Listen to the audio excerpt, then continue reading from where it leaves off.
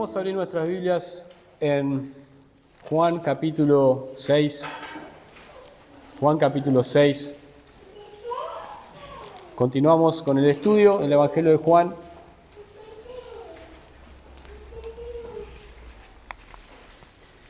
Vamos a estar mirando en el versículo 22 hasta el versículo 27.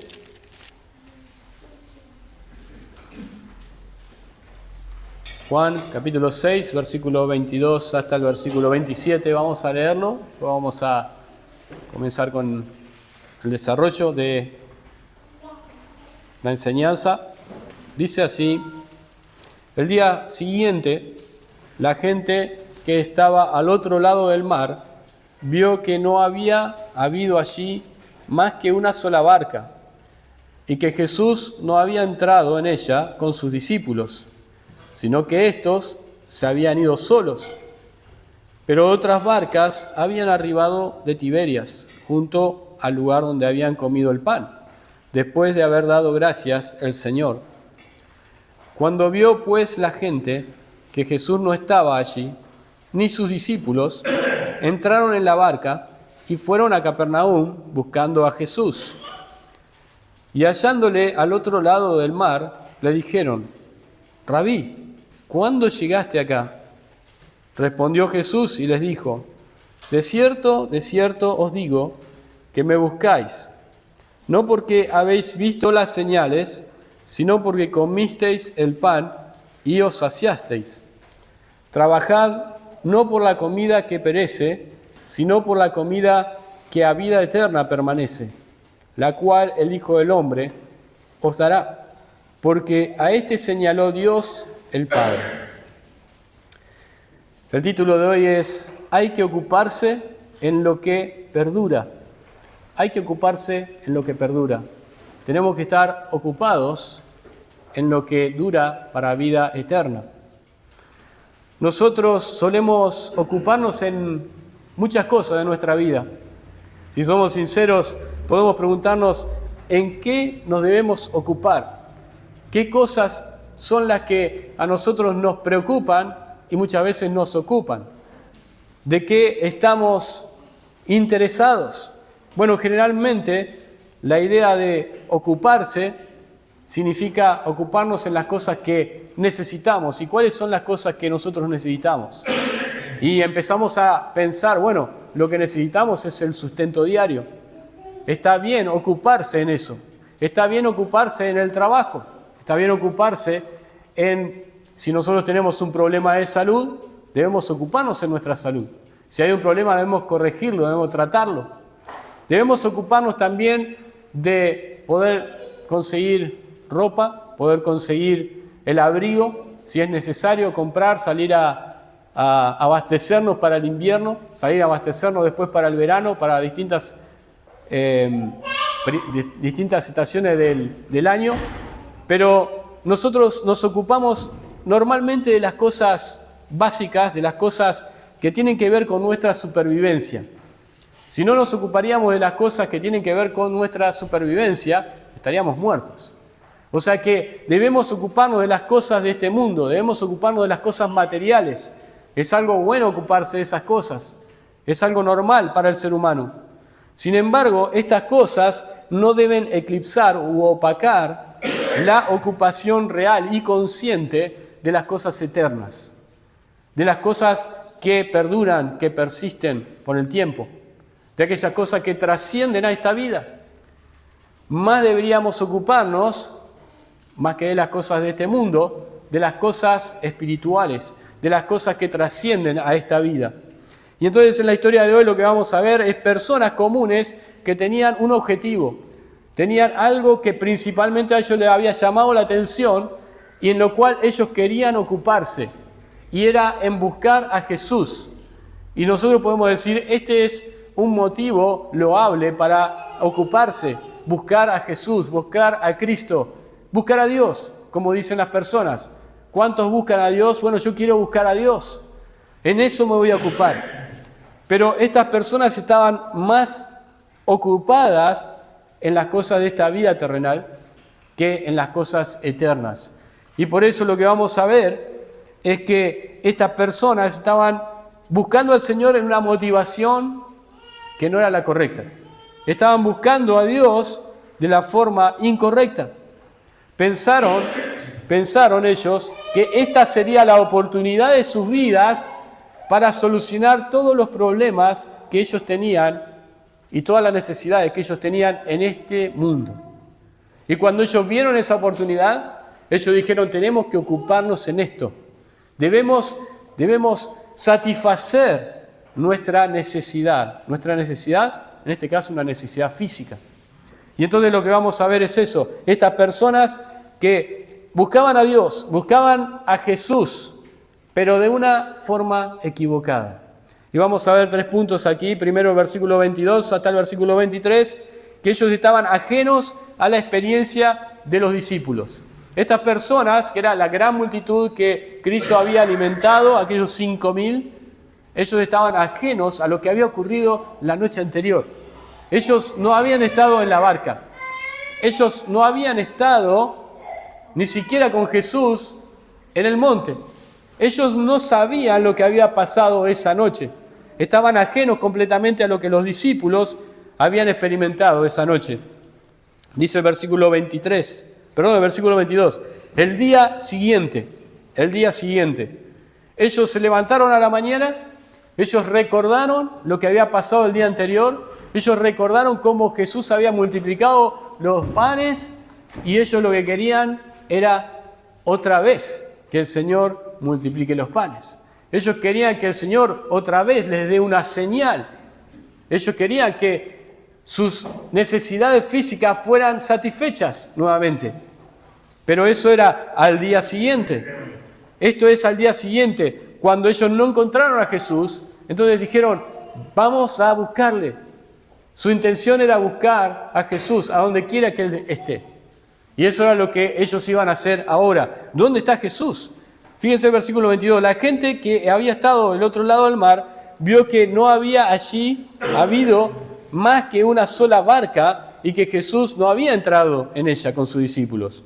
Ellos se acordaban de que al atardecer del día anterior, los discípulos habían subido en la única barca que había y ellos vieron cómo esa barca se iba alejando de la costa, iba entrando en alta mar, por así decirlo.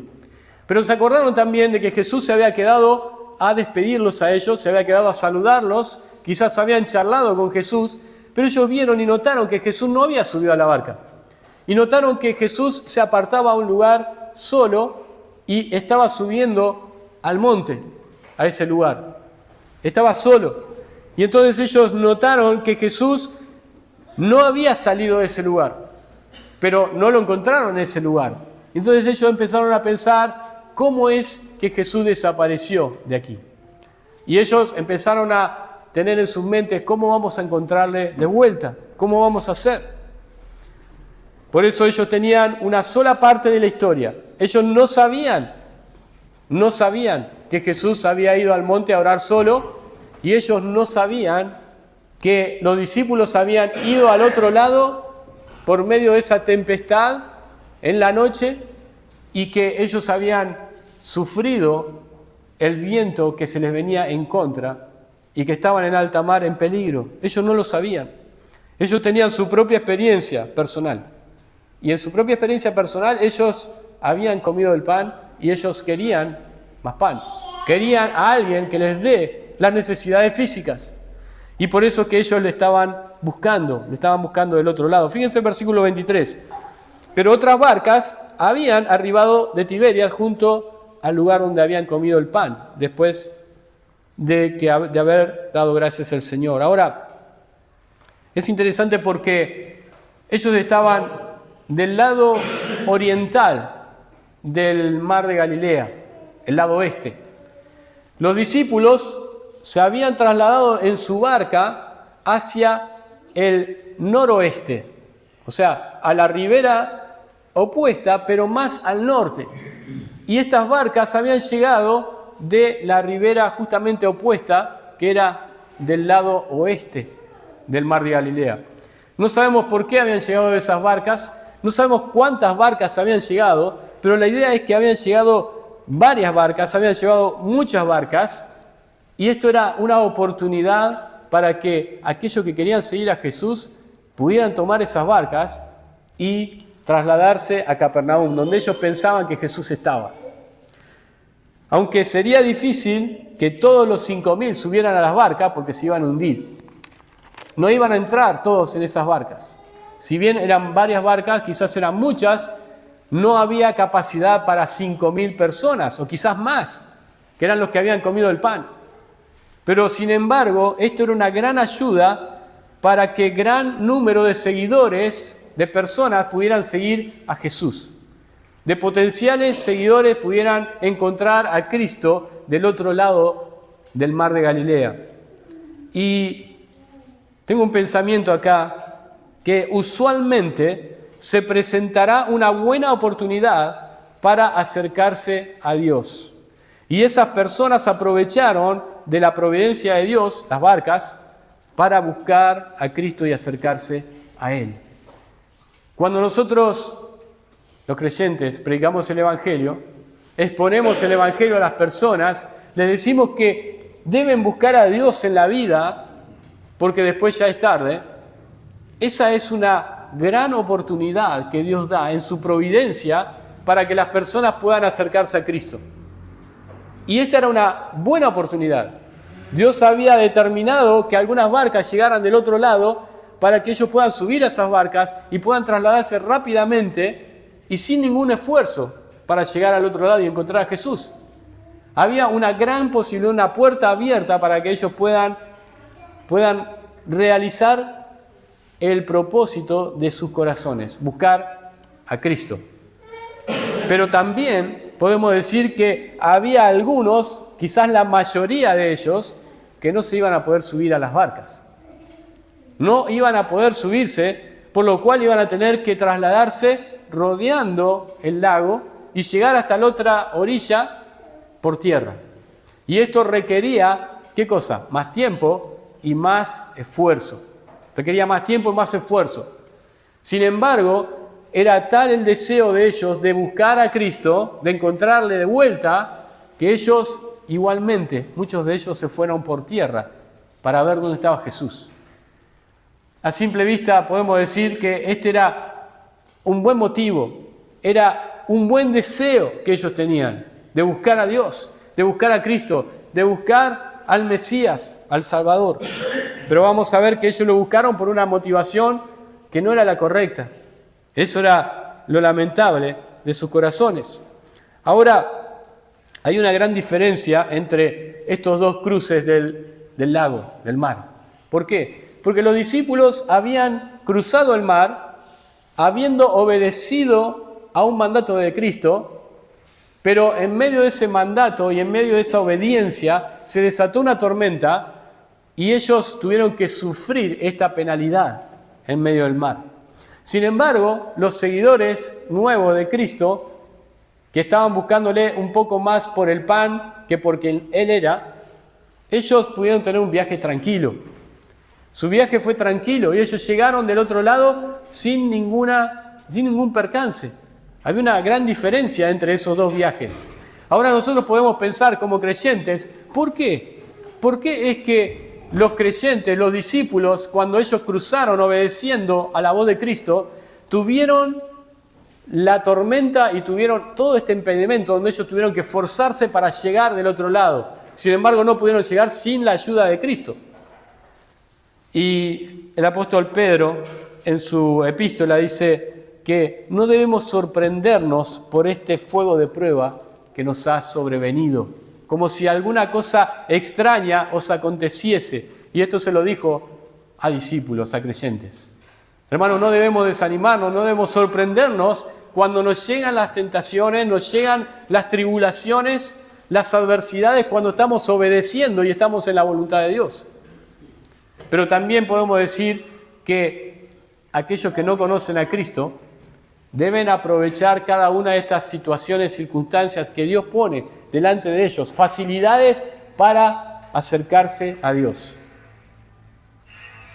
Debemos utilizar estas facilidades, deben utilizar estas facilidades los que no conocen al Señor.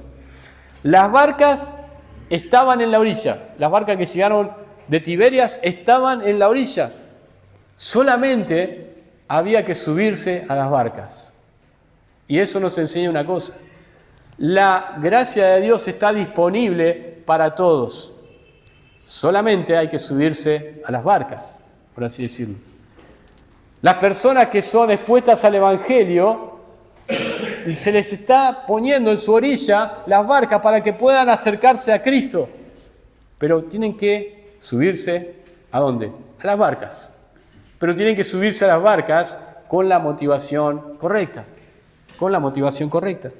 Lo segundo que vemos es que estaban interesados del destino del Señor. Estaban interesados del destino del Señor. Versículos 24 y 25.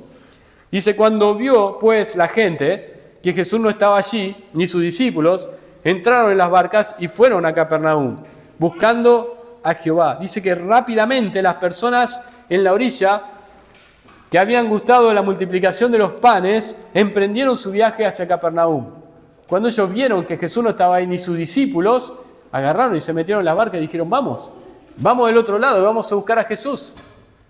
Vamos, como dice en el versículo 15, vamos a quizás hacerle rey. Vamos a tenerlo como el Mesías prometido. Pero eso no entendía que el Mesías prometido, como estuvo la lectura hoy, antes de comenzar la reunión, el Mesías prometido venía a morir en la cruz por ellos. No venía a darles pan y a darle liberación del pueblo romano, del yugo romano. Ahora ellos dijeron, no está aquí el Señor, tampoco sus discípulos. Ellos utilizaron la lógica, ellos pensaron, si no está el Señor y no están los discípulos, entonces quiere decir que Jesús tiene otros planes. Y esos planes probablemente estén en Capernaum, donde Jesús pasaba la mayoría del tiempo, en Galilea. Entonces ellos dijeron, bueno, por la lógica nosotros vamos a ir a buscarla allá. Agarraron las barcas y empezaron a cruzar. Dice, aquí están las barcas, usémoslas para llegar y encontrar pronto a Jesús, al Maestro, del otro lado. La última frase del versículo 24 dice, buscando a Jesús. Dice, entraron en las barcas y fueron a Capernaum buscando a Jesús. Como dije, esto sería una frase maravillosa. Primeramente para los líderes de las iglesias de sana doctrina. ¿Cómo nos gustaría que las personas busquen a Dios? ¿Cómo nos gustaría que las personas busquen a Jesús para salvación? Esto sería una frase maravillosa para decir que cualquiera de las personas que están en este mundo busquen las barcas, y ustedes me entienden lo que quiero decir, ¿no? Busquen las barcas, suban a las barcas y busquen a Jesús. Pero ¿saben qué? Más para los líderes religiosos, esta es la frase que espera Dios que todas las personas puedan experimentar. Que suban a las barcas y busquen a Cristo. Subieron a las barcas buscando a Jesús. Siempre me acuerdo cuando veo pasajes como este, cuando fue la primera generación de personas en este mundo que buscó a Dios, pero de una forma corporativa, de una forma grupal. ¿Se acuerdan cuándo fue eso? Fue en Génesis, capítulo 4, versículo 26.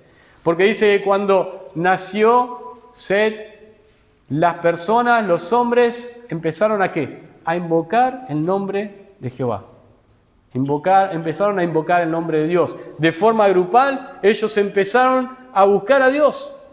Y esto fue temprano en la historia de la humanidad. Pero nosotros no debemos pensar que un avivamiento como este es algo malo. Porque había muchas personas acá que querían buscar a Cristo. Cuando nosotros hablamos de un avivamiento espiritual, hablamos de muchas personas que quieren buscar a Dios y que van a Cristo para salvación. Y cuando hablamos de un avivamiento, hablamos también de que las personas que ya conocen al Señor se comprometan aún más con Él. Y entonces vemos un gran grupo de personas que vienen a Cristo para salvación y personas que, hermanos, que se comprometen con la obra del Señor en sus vidas. Y no hay nada malo con un avivamiento. En lugar de eso, es algo maravilloso y es algo esperable. Dios espera que haya avivamientos. Pero esto debe ser la expresión del deseo de seguirle individualmente dentro de ese grupo que conforma ese avivamiento. El avivamiento debe empezar individualmente en cada corazón. Nosotros no podemos ser arrastrados por la multitud. Ahí había más de 5.000 personas. Muchos de ellos querían buscar a Jesús. Y podemos decir que cuántos de ellos realmente eran sinceros en esa búsqueda. Porque a veces estos avivamientos, entre comillas, son porque algunos están buscando y otros están siguiendo a aquellos que están buscando a Dios. Realmente no hay un deseo de buscar a Dios en el corazón de cada uno individualmente. La búsqueda de Dios debe ser algo individual, pero si esa búsqueda confluye en un grupo muy grande de personas, ahí vemos un verdadero avivamiento espiritual. Ahora, buscar a Jesús es la búsqueda más importante y más significativa de la vida. No hay nada que podamos buscar que sea más importante que buscar a Jesús. Y ustedes que son creyentes, los que realmente son creyentes, podrán decir amén. Es verdad, es así. A veces algunos creyentes no están tan seguros de eso. ¿Por qué? Porque realmente, o probablemente, estamos intercambiando a Jesús en nuestras vidas por algo más. Y entonces pensamos que la búsqueda de Dios y la búsqueda de Cristo en la vida realmente no es lo más importante, aunque realmente lo es. Es la búsqueda más importante de la vida del ser humano. Las personas buscan paz, buscan la felicidad, buscan prosperidad económica, algunos buscan el éxito personal como objetivos abstractos en la vida, ¿no? ¿Qué es lo que está buscando? La paz. ¿Qué es lo que está buscando? La felicidad. ¿Qué está buscando? La prosperidad económica. Eso no es tan abstracto, eso es más concreto, ¿no? Muchos buscan la seguridad de un buen pasar económico. Las personas buscan esto. Buscan en religiones la paz interior. Hay muchas religiones que ofrecen, ¿qué cosa? Vas a tener paz en tu interior. Y eso es lo que busca la gente. Y buscan en organizaciones el sentido de la pertenencia y del propósito en la vida. Esto puede ser cualquier cosa. Puede ser una iglesia, puede ser una religión, puede ser un club de fútbol, puede ser cualquier cosa. Aún hasta la familia a gran escala. Buscan los placeres que este mundo ofrece y que esos placeres puedan darle un buen rato, un buen pasar o aún la comodidad y la satisfacción durante toda nuestra existencia aquí en la tierra. Eso es lo que la gente busca. Pero la búsqueda de Cristo es la más importante y la de mayor significado en la vida. Y yo pregunto, ¿cuántos realmente podrían decir amén a eso? ¿Cuántos podrían decir, no hay cosa más importante que buscar en la vida que a Jesús y encontrarlo?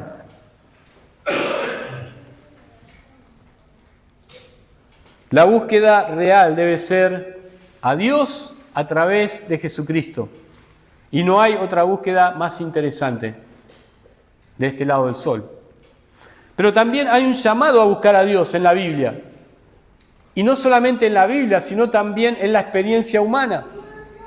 En la Biblia vemos vez tras vez que Dios ordena buscar a Dios. Buscar a Dios, buscar a Jehová, buscar al Señor Jesucristo. Ese llamado lo vemos vez tras vez en las Escrituras, pero también en la experiencia humana. En el ser humano hay un deseo de la búsqueda de Dios. Pero como los seres humanos están oscurecidos por el pecado, a veces esa búsqueda se traduce en no una búsqueda de Dios porque niegan a Dios, pero tienen esa búsqueda porque han abrazado a su propio Dios.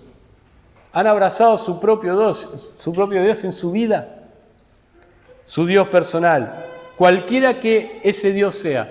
Puede ser el trabajo, puede ser la familia, puede ser el yo mismo, puede ser alguna posesión, puede ser algún santo, puede ser alguna religión. Ese Dios. Pero muchos niegan la existencia del Dios verdadero, aunque buscan la satisfacción del alma en cualquier otra cosa a lo que ellos no llaman Dios, pero realmente es un Dios para ellos. La búsqueda o el llamado a buscar a Dios está en el ser humano. Es innegable. Pero también está en las Escrituras. Algunos de estos llamados a buscar a Dios son tan claros que no nos podemos explicar con facilidad cómo las personas evitan ese llamado, cómo las personas resisten al llamado de buscar a Dios. No lo podemos explicar. ¿Alguien me puede explicar cómo las personas no quieren buscar a un Dios que, si lo buscan de la manera correcta, les va a dar vida eterna, les va a dar felicidad y les va a dar todas las cosas como herederos cuando estén en el cielo? ¿Hay alguna propuesta, alguna proposición más interesante que esa? Sin embargo, las personas no buscan a Dios, aunque son llamados a buscar a Dios. Y eso lo vemos muchas veces en la Escritura, pero tenemos en Isaías capítulo 55, versículo 6, que dice que buscad a Jehová mientras pueda ser hallado. Llamadle en tanto que está cercano. Es un llamado tan claro para la humanidad. Buscad a Jehová. Buscad a Dios. En Mateo capítulo 6, versículo 23 dice: mas buscad primeramente el reino de Dios y su justicia, y estas cosas serán añadidas. ¿Qué es la búsqueda de las otras cosas, las materiales? Pero dice: buscad a Jehová. Buscad el reino de Dios. Y en Hechos capítulo 17, quisiera que me acompañen por un segundo a esta cita, a esta referencia. Hechos capítulo 17, versículo 27. Vamos a leer el versículo 26 para entender un poco el contexto. Pablo está hablando a los atenienses, personas que buscaban, como dije anteriormente, buscaban ese deseo interno de buscar a Dios, pero encontrarlo en cualquier otra cosa. Y entonces Pablo les está predicando el Evangelio y les dice: tienen que buscar al Dios al cual ustedes no conocen, al Dios no conocido, que es el Dios del cielo. Versículo 26 le dice: de una sangre ha hecho todo el linaje de los hombres para que habiten sobre la faz de la tierra, y les ha prefijado el orden de los tiempos y los límites de su habitación, para que busquen a Dios, si en alguna manera, palpando, puedan hallarle, aunque ciertamente no está lejos de cada uno de nosotros. Que dice: para que busquen a Dios. Dios nos ha puesto en la tierra para una cosa. Le dijo Pablo: Dios los ha puesto en este entorno, les ha prefijado los límites de los tiempos y los límites de su habitación, el planeta Tierra, en el tiempo de la vida. ¿Para qué? Para una sola cosa: para que busquen a Dios. Y Pablo le dice: y aún así les digo, pueden hallarlo. No es tan difícil. Y saben que los seguidores, estos nuevos seguidores de Cristo, que estaban yendo a buscarle, ellos le hallaron, le encontraron del otro lado del mar. Ahora, hay muchas personas, y la gran mayoría están en contra de buscar a Dios. En Salmos 14 dice que ninguno busca a Dios, nadie busca a Dios. Y también en Salmos 10 dice que por la altivez del rostro el hombre no busca a Dios. ¿Cuál es la verdadera razón o la razón más importante por la que las personas no buscan a Dios? Es por el orgullo. Las personas no quieren decirle a Dios: vos tenés razón. Vos tenés razón de lo que yo soy, vos tenés razón de lo que vos sos, y vos tenés razón de lo que yo tengo que hacer para estar bien con vos. Las personas, el hombre por el orgullo del corazón, no quiere buscar a Dios. Ese es el orgullo. La altivez del rostro. Nadie quiere decirle a Dios, tenés razón en todo lo que decís. Ahora el versículo 25, volviendo a Juan capítulo 6, dice, hallándole al otro lado del mar, le dijeron, Rabí, ¿cuándo llegaste acá? Y esto es, si nosotros leyéramos estos dos versículos, diríamos, qué bueno, porque estas personas dice que estaban buscándole a Jesús. Y ahora vemos que ellos le hallaron a Cristo. Y entonces estamos diciendo, la ecuación cerró. Ellos buscaron, encontraron a Jesús, y entonces podemos decir, estas personas serán salvas. Dice que finalmente ellos encontraron a Jesús. Pero encontrar a Jesús no necesariamente es significado de ser salvo. Encontrar a Jesús en este contexto no significa necesariamente que ellos tenían vida eterna, que ellos habían nacido de nuevo. No significa eso necesariamente acá. Porque hoy en día mucha gente va a decir que encontró a Dios. Encontré a Dios en esta iglesia, van a decir. Fui a esta iglesia, a tal iglesia, y allí tuve un encuentro con Dios. ¿Han escuchado esa frase? Mencionan muchos. Encontré a Cristo, he hallado a Cristo. Pero, por lo que vemos más adelante, en este contexto, vemos que aquellos que habían hallado a Cristo, prontamente le habían abandonado. Prontamente le dejaron. Y esto es lo que ocurre con muchas de las personas que dicen, encontré a Dios, encontré a Cristo, hallé al Señor en esta iglesia. Pero no. ¿Por qué? Porque la motivación no era la correcta. No era la correcta. Y las personas que dicen, yo encontré a Cristo, he hallado a Jesús mi Salvador, cuando realmente la motivación no es la correcta, déjenme decirles que lo más probable es que pronto abandonen a su Señor, entre comillas, ¿no? Pronto van a abandonar. ¿Por qué? Porque si ellos realmente hubieran encontrado al Señor por la fe, porque ellos habían creído que este era el Mesías que venía a salvarlos de sus pecados, ellos hubieran permanecido igual que los otros discípulos. Hubieran permanecido igual que los apóstoles y todos aquellos que le siguieron hasta que Él fue a la cruz y hasta que Él resucitó y aún después de eso, hasta el día de sus muertes. Pero no fue así.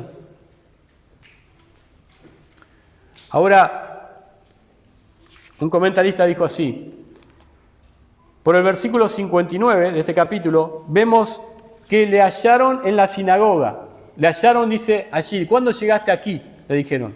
Le hallaron en la sinagoga de Capernaum. Esto es todo lo que tienen que decirle. ¿Qué es lo que le dijeron? ¿Cuándo llegaste aquí?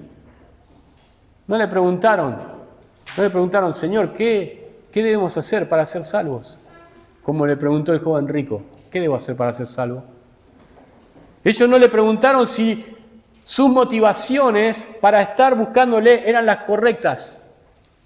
Solamente le preguntaron, ¿cuándo llegaste aquí? Y esa pregunta podía también moverles a decirles, ¿cómo llegaste aquí? ¿Cómo llegaste aquí? Si Jesús les hubiera respondido, hubieran ellos aprendido de que Jesús llegó allí de noche y llegó allí cruzando el mar, caminando sobre las aguas. Pero Cristo no les contestó nada de eso. Pero Cristo les iba a dar algo aún mayor que eso. Le iba a responder a algo que tenía más importancia que solamente el hecho de cómo llegaste acá y cuándo llegaste acá. Y este es el tercer punto. Ellos estaban ocupados en las cosas temporales. Estaban ocupados en las cosas temporales. Versículos 26 y 27. Respondió Jesús y les dijo, de cierto os digo que me buscáis. ¡Oh, qué lindo! Me buscáis. Él no los felicitó a ellos porque le estaban buscando. Nosotros podríamos decir que las personas que buscan a Dios y que vienen a la iglesia, podríamos decir, buenísimo, qué bueno que están viniendo. Y realmente es bueno que las personas se acerquen para escuchar. Pero ¿cuáles son las motivaciones para buscar a Dios? Él no les felicitó porque le estaban buscando. Dice, Jesús le dijo, de cierto os digo, que me buscáis no porque habéis visto las señales, sino porque comiste el pan y os saciasteis. Jesús les reprochó por qué ellos le estaban buscando. No les felicitó porque les estaban buscando. Nosotros podríamos decir, qué mal. Pero ¿no ves que por lo menos se están buscando? ¿No ves que por lo menos ellos tienen la intención de buscarte? Pero si es la motivación incorrecta, es en vano. Jesús le dice por qué ellos estaban buscándole y por qué ellos estaban allí. Jesús le va a revelar ahora los secretos de su corazón y de sus mentes. Y no debemos olvidar que Jesús es Dios, que Jesús ya sabía, Jesús conocía sus corazones. Jesús en capítulo 2, versículo 24, dice que Él sabía lo que había en el hombre. Él conocía a cada uno de ellos. Y Él sabía que iban a apoderarse de Él para hacerle rey. Eso en versículo 15 de capítulo 6. Ahora, a la gente le resulta incómodo que Dios los conozca. A la gente le resulta incómodo saber que Dios nos conoce. Conoce lo que estamos pensando, conoce nuestro corazón, nuestras motivaciones. Le resulta incómodo eso. ¿Cuáles son sus verdaderos deseos? ¿Por qué? Porque a mí nadie me va a venir a decir lo que yo tengo que hacer. Por eso es que no quieren, les resulta incómodo que Dios sepa lo que realmente quieren, cuáles son sus motivaciones. Porque otra vez el orgullo, porque otra vez la sabiduría humana. A mí nadie me va a venir a decir lo que yo tengo que hacer. Esa es la respuesta. Bueno, Cristo tenía la autoridad para decirles lo que tenían que hacer. Cristo no era el pastor, Cristo no era un hermano en Cristo, Cristo no era un buen creyente que les tenía que decir, miren, la motivación que ustedes tienen no es correcta, tienen que hacer esto, tienen que buscar a Dios de esta forma. No, Cristo es Cristo. Y Él les iba a decir a ellos que la motivación era incorrecta, pero no solamente eso, Él no les reprochó solamente que estaban con una motivación incorrecta, sino que con el amor de Cristo, ese corazón hermoso de Cristo, Él les dijo qué era lo que ellos tenían que hacer. Él les iba a decir cómo ellos le tenían que buscar a Él. Esto es hermoso, porque Cristo no solamente conoce nuestros corazones y sabe si nuestras motivaciones son incorrectas y nos reprocha y nos reprende sobre eso, pero también Él nos da la salida. Él nos dice lo que debemos hacer. Y eso es el versículo 27. Le dijo, trabajad no por la comida que perece, sino por la comida que a vida eterna permanece, la cual el Hijo del Hombre os dará, porque a este señaló Dios el Padre. Primero el Señor, en versículo 26, les dice, fíjense, les dice, de cierto os digo, que me buscáis no porque habéis visto las señales. Primero les dijo, ¿por qué no ellos le estaban buscando? No porque habéis visto las señales. Si hubieran visto las señales y habrían entendido que este era el Mesías, habrían creído en Él. Pero luego les dice, ¿por qué si le estaban buscando? Dice, porque comiste el pan y os saciasteis. Él les dijo, me están buscando por las cosas de esta vida. Me están buscando por las cosas materiales. Y ese no es un buen motivo para buscar a Dios. La gente realmente estaba buscando lo temporal y no lo eterno. Estaba buscando lo pasajero y no lo trascendente. Estaba buscando el beneficio de su cuerpo y no el beneficio de su alma, que es lo que realmente es más importante. La palabra trabajad, versículo 27, la palabra trabajad, la palabra griega ergasomai, que significa trabajar, hacer una labor con esfuerzo. La idea es ocuparse de un asunto diligentemente. Y Cristo les estaba diciendo, ocupaos no por la comida que perece, ocupaos por la comida que a vida eterna permanece. Ocupaos por las cosas eternas y no tan solamente por las cosas temporales, de las cuales también tenemos que ocuparnos, pero a la luz de las cosas eternas, las cosas temporales son mucho menores. Hay una palabra que es parecida, pero que aún es más intensa con respecto al tema de trabajar, de ocuparse, y esa es la persona agonizomai, que significa esforzarse, luchar por hacer algo con intensidad y esfuerzo. ¿Saben dónde aparece esa palabra? Las dos palabras tienen la idea de trabajar, de esforzarse, de ocuparse, pero esta es aún más intensa. ¿Saben dónde aparece? En Lucas capítulo 13, versículo 24, cuando el Señor les dice, esforzaos a entrar por la puerta angosta. Y esto habla de la salvación también. El Señor les estaba diciendo, trabajad, les estaba diciendo, esforzaos por entrar. Ahora esto no significa que la salvación tiene que ver con trabajar, porque la salvación no es la paga de un trabajo, la salvación es un regalo, eso lo sabemos. La salvación es el regalo de Dios a todo aquel que cree. Ahora, Él les dijo así, yo les animo a que se ocupen de la misma forma que están buscando el pan material, pero ahora por lo que tiene valor y repercusión eternos. Él le dijo y utilizó la experiencia de ellos lo que estaban haciendo era esforzarse para encontrar a Jesús para que Él les pueda suplir del pan material.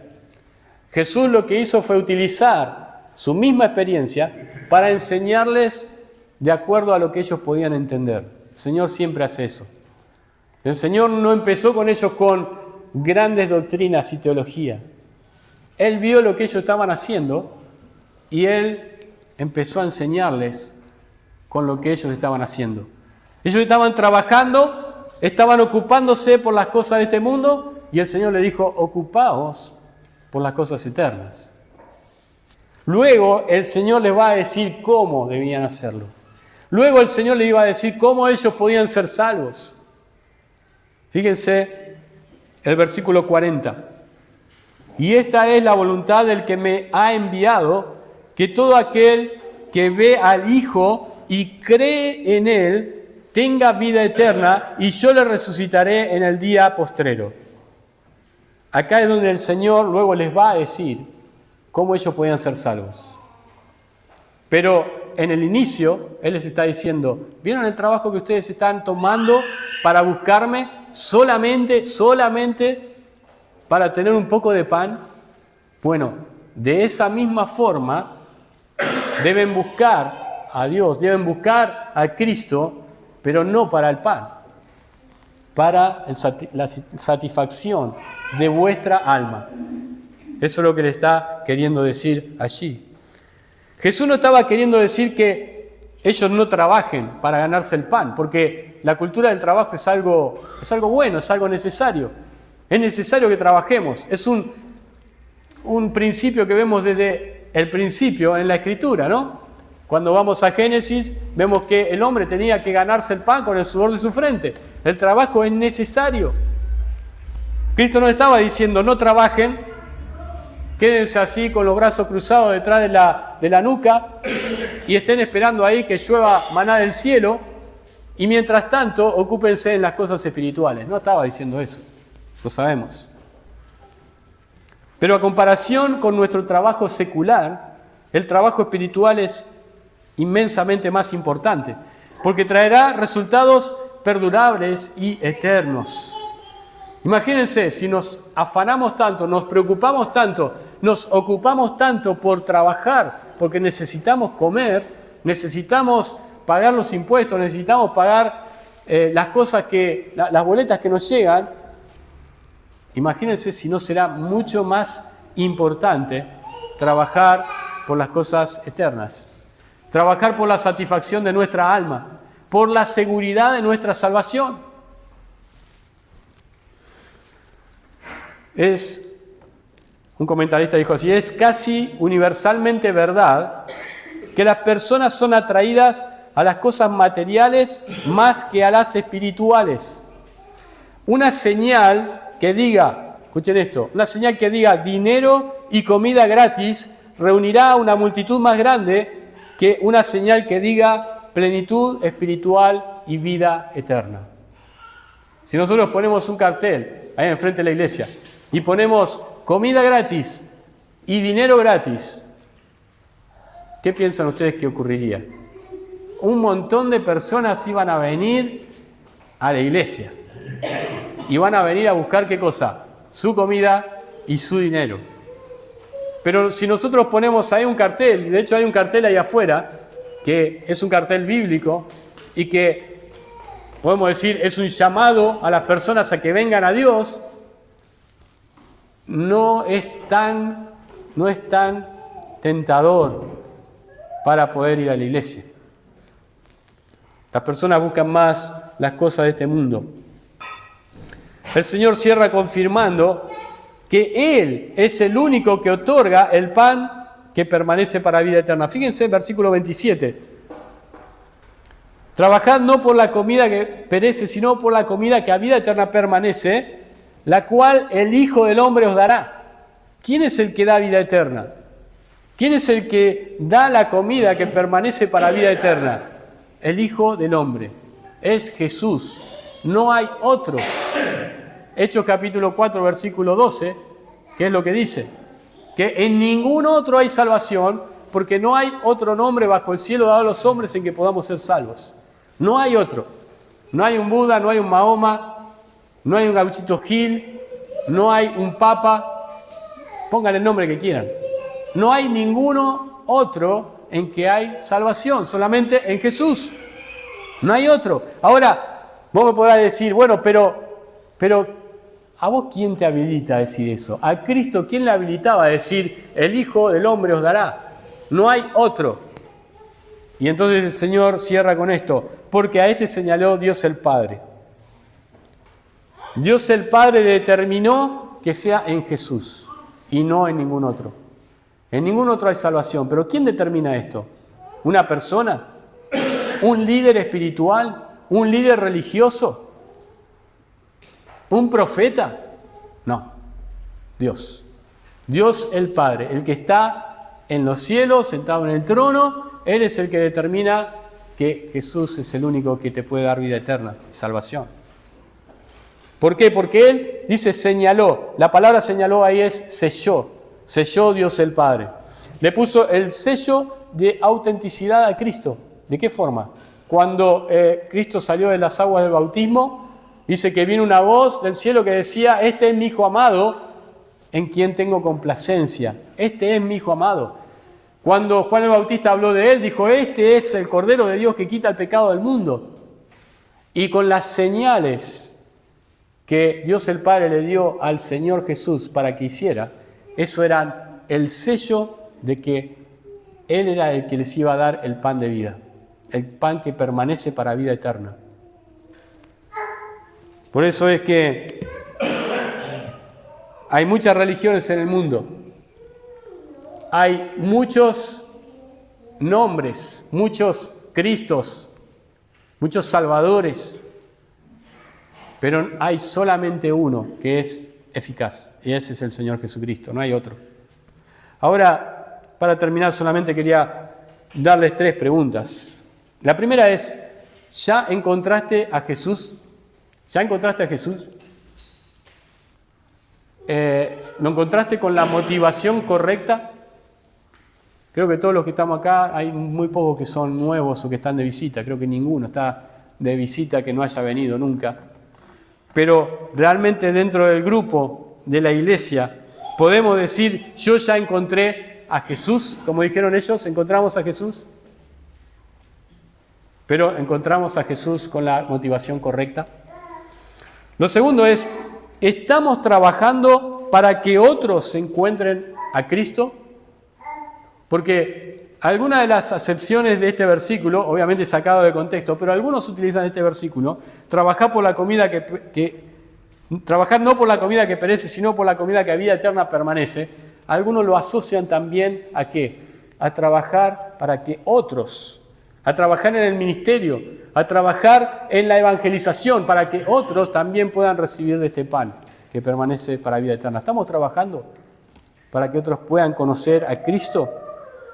Y por último, quisiera preguntar si estás buscando a Dios cada día. Eso es lo primero que dijimos. Debemos buscar, debemos ocuparnos en las cosas que perduran, pero debemos buscar a Dios. Y buscar a Dios no es solamente cuando nosotros nos acercamos a Cristo para salvación. ¿Estamos buscando a Dios cada día? ¿Estamos abriendo la Escritura cada día para buscar cuál es la dirección de Dios para nuestro día? ¿Estamos buscando a Dios cada día en oración? ¿Estamos buscando a Dios, buscando cuál es su voluntad para nuestra vida? Eso es algo que debemos hacerlo diariamente. Estamos buscando a Dios para estar en comunión con Dios. Y quiero que entiendan cuál es esa idea. Estar en comunión con Dios, sentirse acompañados por Dios, porque nosotros le estamos buscando a Él. Y quiero decirles, hermanos, que las barcas están en la orilla. Solamente que nosotros debemos subirnos a la barca, debemos tomar esa decisión de subirnos a la barca e ir a Cristo. Vamos a orar.